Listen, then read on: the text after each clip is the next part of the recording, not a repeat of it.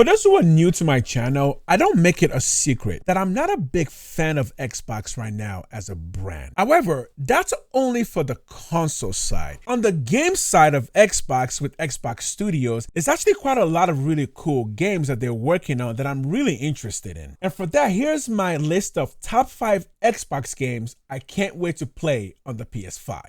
And at number 5, a medieval Doom sounds like the perfect gaming idea. And with the trailer showing us a Doom that's going back to the classic Doom look, honestly, Doom is one of my most anticipated games of next year. But what I find most intriguing about Doom Dark Ages is actually the PS5 controller. In the trailer, Doom guy is always holding some kind of weapon in both hands, meaning that both hands should feel different depending on what Doom guy is holding onto. But even if the final product isn't that in-depth, the haptic feedback in the DualSense still makes the PS5 the best place to enjoy the game.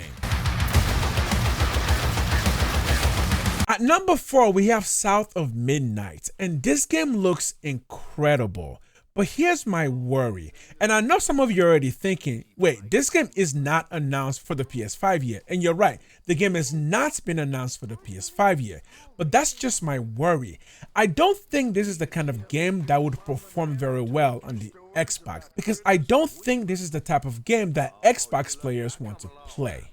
But there's very good evidence to suggest that PS5 players would love to play a type of game like this, because there's already a game like it on the PS5, which is Bridge of Spirits, a game that was very good and performed very well on the PS5. So there's just no evidence suggesting that a game like this would be well supported on the Xbox console. And yes, I might be a little bit biased because this game does feature a black female protagonist, and that is really rare in gaming. So I personally want this game to do very well. I'm just a little bit nervous that when it comes to Xbox, that a lot of people are not going to try this game simply because they don't think it looks interesting. Time to find that church. At number 3, Sea of Thieves. The game just recently came out on the PS5, but it's already doing quite well, proving the point that we've all known for a long time, that when it comes to PlayStation fans, they'll play a game if it's good, if it's fun, no matter who makes it and no matter what type of game there is. There's just so many PS5 players that if your game is good, a large number of them will play it. And so with the DLC coming, there are some really interesting questions that we're gonna have to ask about gaming and profit, because here's the thing.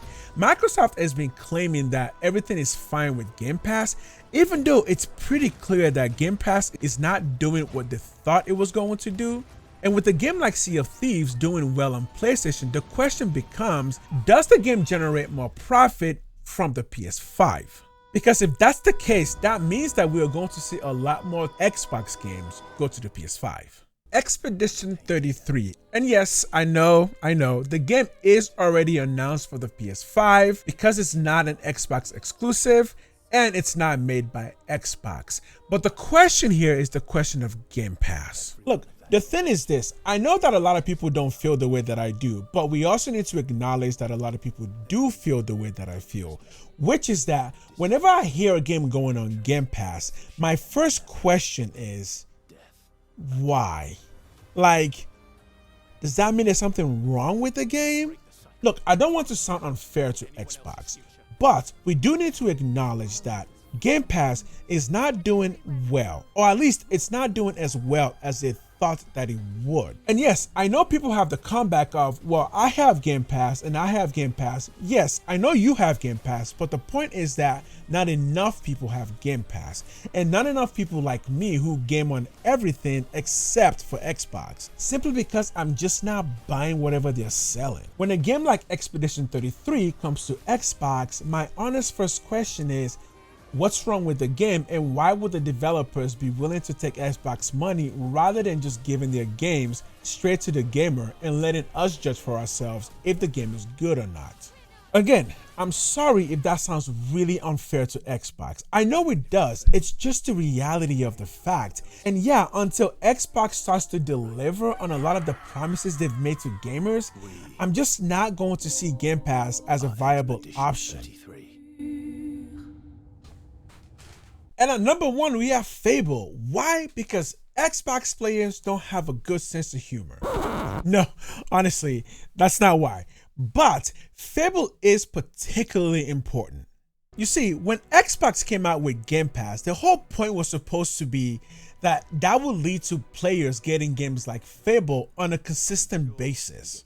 And the hope is that more and more people would come to Game Pass and get them to 100 million daily engagement. But what's actually happened to Game Pass has been quite the opposite. It's sitting around 25 million and not really going up at all. So the question now becomes, was it a failure? And making the whole thing worse is the fact that games like Fable have been announced for the past 3 years, but really we still don't know very much about them. And the promise that we would get this consistent rolling of really good games has not panned out at all. And no, it gets worse. When you compound that with the fact that all the games have been consistently delayed and really not been received that well when they come out. Yes, there have been good games. Starfield is good and Hellblade 2 is good. They're not winning any prestigious award. And the ones that have been winning the awards like Hi-Fi Rush have not sold very well at all. So by the time Fable comes out, we will have gotten a better idea as to what Xbox hopes are with Game Pass, because if you get to Fable and there hasn't been a substantial increase in Game Pass, then yeah, Game Pass is pretty much dead and over. And so by the time Fable comes out, the decision around Game Pass will pretty much already be solidified, as in, are we gonna keep it going or are we just gonna have it there but continue to put our games elsewhere? Because by the time Fable comes out, it might actually be one of the very first games to come out both for the Xbox and for the PlayStation 5 at the same time. Or maybe by that time, Xbox would just finally say, yeah, Game Pass didn't work out, so we're gonna scrap it. Here's the game, Fable, buy it at full price. Hey, you never know.